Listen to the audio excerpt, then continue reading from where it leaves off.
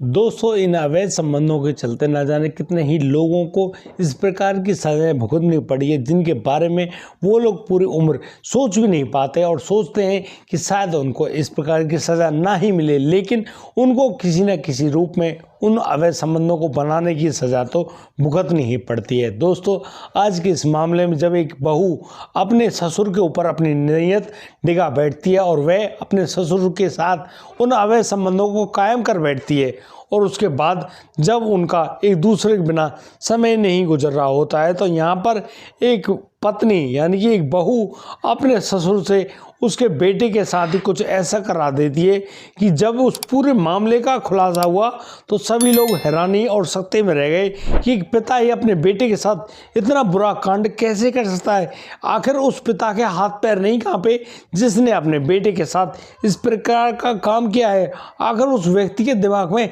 ऐसा कौन सा अवैध संबंध घर कर गया था कि उसने अपने बेटे का ही घर उजाड़ दिया। आखिर उस बहू ने भी नहीं सोचा कि काश वह अपने पति के बारे में कुछ तो सोच लेती, लेकिन वह अपने ससुर के प्यार में कुछ इस प्रकार से व्याकुल होती है कि वह अपने पति और ससुर में भेद नहीं कर पाती और फिर वह एक ऐसा कदम उठाती है जिसको जानकर आप लोग वाकई में हैरान रह जाएंगे। बहुत ही हैरान करने वाली ये जो घटना है आज हम आपके सामने लेकर आए हैं। नमस्कार, आदाब, सत श्री अकाल दोस्तों, स्वागत है आपका हमारे YouTube चैनल किस्से क्राइम की। और दोस्तों, आपसे वही प्यार भरी गुजारिश, आगे बढ़ने से पहले हमारे चैनल को सब्सक्राइब करना, नोटिफिकेशन की बेल को दबाना बिल्कुल ना भूलें। और दोस्तों, हम लोग फेसबुक पर भी हैं, आप लोग हमें फेसबुक पर इसी नाम से पाएंगे, वहाँ पर आप लोग हमें फॉलो अवश्य कर लें। दोस्तों, आज का बेहद ही हैरान करने वाला मामला सामने आया है मनसा जिला पंजाब से। दरअसल पंजाब के जो मनसा ज़िले है, मनसा ज़िले में पड़ने वाला वह मूसा गांव,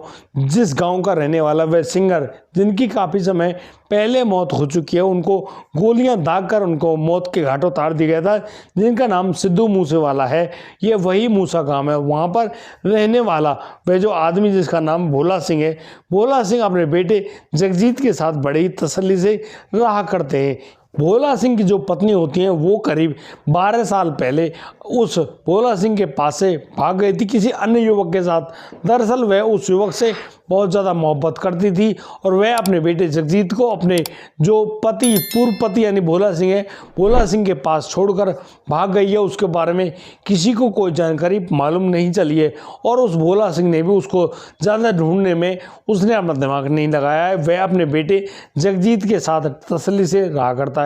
जगजीत जो कि 10वीं क्लास में पढ़ता है, अब तो वह BA में एडमिशन लेता है और BA में ही अपनी पढ़ाई करता है। वह भोला सिंह उस लड़के जगजीत से कहता रहता है कि बेटा ढंग से खा पी ले, हट्टा कट्टा नौजवान लड़का बन जा और फिर तो मैं तेरी शादी करा दूंगा। यहाँ पर वह लड़का जगजीत उससे बताता है कि वह तो अभी पढ़ाई कर रहा है, उसको पढ़ाई कर रहे हैं, तो जब उसकी पढ़ाई पूरी हो जाएगी फिर वह राजी खुशी होकर अपनी शादी करा लेगा। बस इस बात पर राजी होते हुए अब तो उस जगजीत की बड़े अच्छे ढंग से BA की पढ़ाई भी पूरी होती है और बस इसी बात के इंतजार में बैठा हुआ होता है वह भोला सिंह। भोला सिंह अब उस जगजीत से उसकी शादी के बारे में बात करता है, तो अब वह जगजीत भी मना नहीं कर पाता है, अपने पिता से कह देता है कि हाँ बिल्कुल उसके लिए आप लड़की देख लो। अब तो भोला सिंह ने अपने बेटे जगजीत के लिए एक सुंदर सी लड़की की तलाश करनी शुरू कर दी थी और यहाँ उसे पड़ोसी एक गाँव से एक ऐसा रिश्ता आता है उस जगजीत सिंह के लिए, जिसके लिए एक लड़की जसप्रीत की फ़ोटो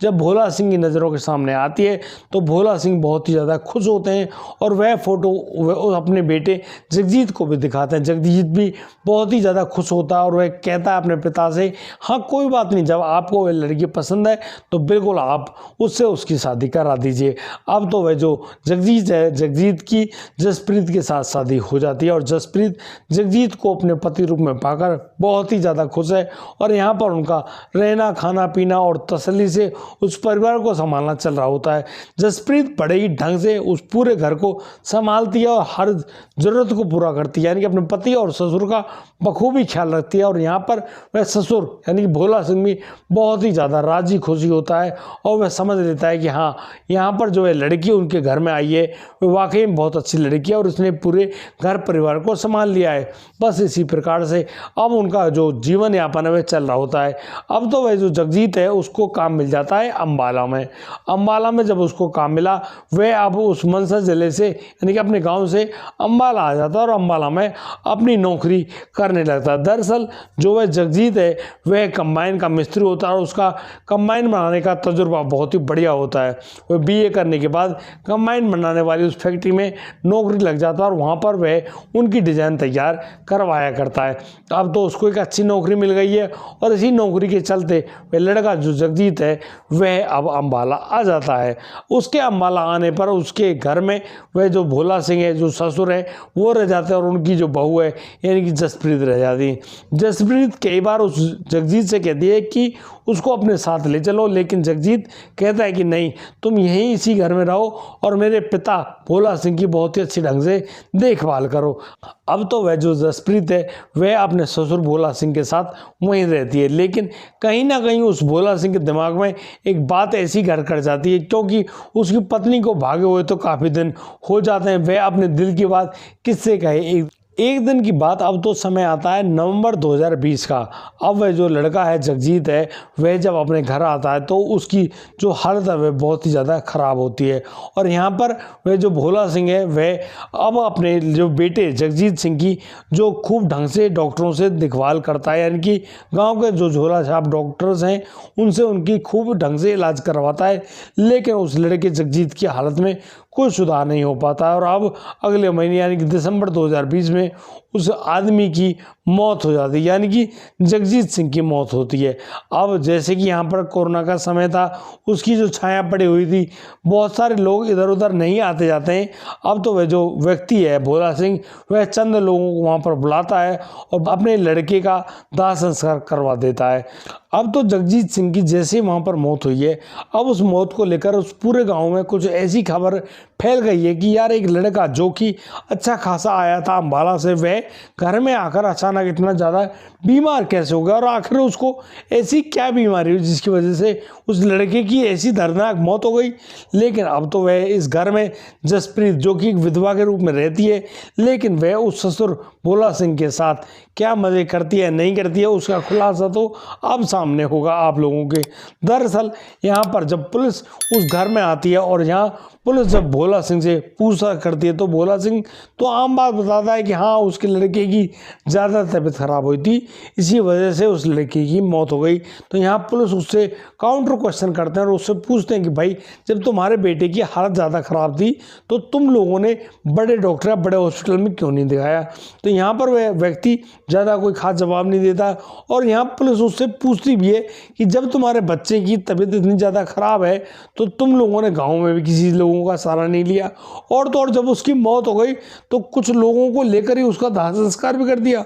यानी कि उन लोगों को शक है और वो इस पूरे मामले में तुम लोगों से पूछताछ करना चाहते हैं। अब यहाँ उस घर में तो पूछताछ होगी नहीं। पुलिस अब महिला पुलिसकर्मी का सहारा लेकर उस जसप्रीत और वो जो व्यक्ति है भोला सिंह दोनों को पुलिस थाने ले जाते हैं और अब तो यहाँ पुलिस थाने में उनकी अच्छे से खातिरदारी होती है और इसी खातिरदारी के दौरान वह भोला सिंह ऐसी सच्चाई लाता है उनके सामने कि वो लोग भी हैरान रह जाते हैं कि वाकई में इस कलयुग में जहाँ एक और सोचते हैं कि यार जो बच्चे हैं वो अपने माता पिता की गौर नहीं करते हैं, आज इस पूरे मामले में आप जानेंगे कि कैसे एक पिता ने अपने उन अवैध संबंधों को जिंदा रखने के लिए अपने बेटे को ही मार दिया। दरअसल भोला सिंह बताता है कि वह जब उसका बेटा जगजीत अम्बाला से एक दिन लौट कर आया, वह बिना बताए ही यहाँ पर आया था और वह जब उस घर में घुसता है तो वह अपनी पत्नी को अपने ससुर यानी कि भोला सिंह के साथ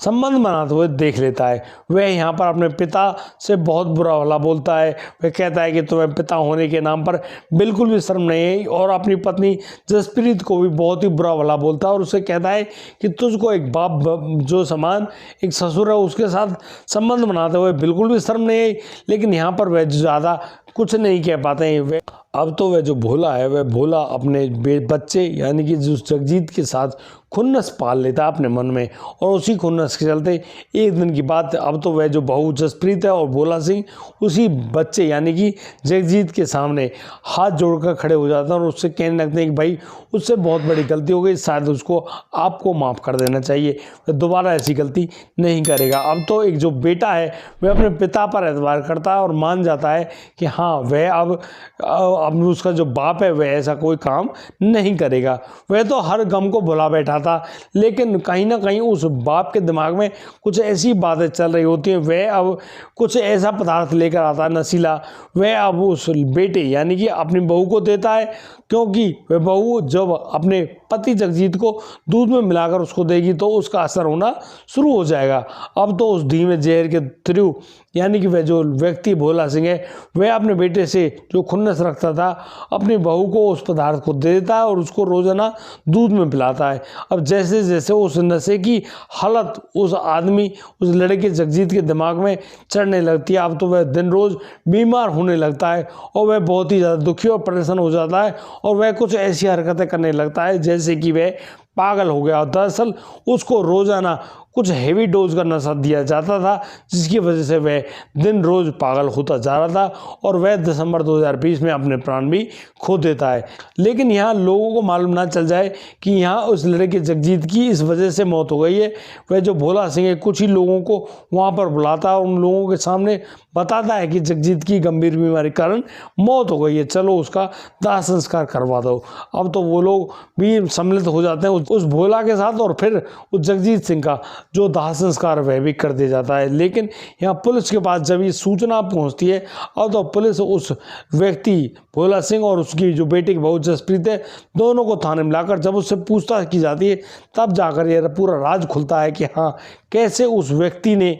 अपनी बहू के प्यार में पड़कर अपने बेटे की ही जान ले ली। दोस्तों इस पूरे घटनाक्रम को सुनाने का उद्देश्य किसी को परेशान करना नहीं, किसी का दिल दुखाना नहीं है, लेकिन दोस्तों हम लोग इस पूरे घटनाक्रम के माध्यम से आप लोगों को सचेत एवं सावधान करना चाहते हैं कि अवैध संबंधों के चलते लोगों ने इस लोक लज्जा को भी नीचे गिरा रखा है और ये जो ससुर है और ये जो बहू है आजकल इस शारीरिक आग में इस प्रकार से जलने लगी है कि वे किसी के साथ भी अपनी हवस की आग को ठंडा कर रहे हैं, जो कि निहायत ही बहुत ज़्यादा गलत है। शायद इंसान को कुछ इस प्रकार के काम तो बिल्कुल नहीं करने चाहिए। दोस्तों आप लोगों से गुजारिश है कि आप लोग इन घटनाओं के माध्यम से सबक लें और सीख लें ताकि इस प्रकार की कोई भी बात या पूरी घटना किसी के सामने भी ना होने पाए। दोस्तों यदि आपको हमारी ये कहानी अच्छी लगी हो तो आप लोग हमारी कहानी को लाइक कमेंट शेयर और सब्सक्राइब करना बिल्कुल ना भूलें। और दोस्तों अब दीजिए मुझे इजाज़त, मिलता हूँ कल, लाता हूँ एक और नया संस्कृत मामला। तब तक के लिए आप बढ़िया रहें, बेहतर रहें,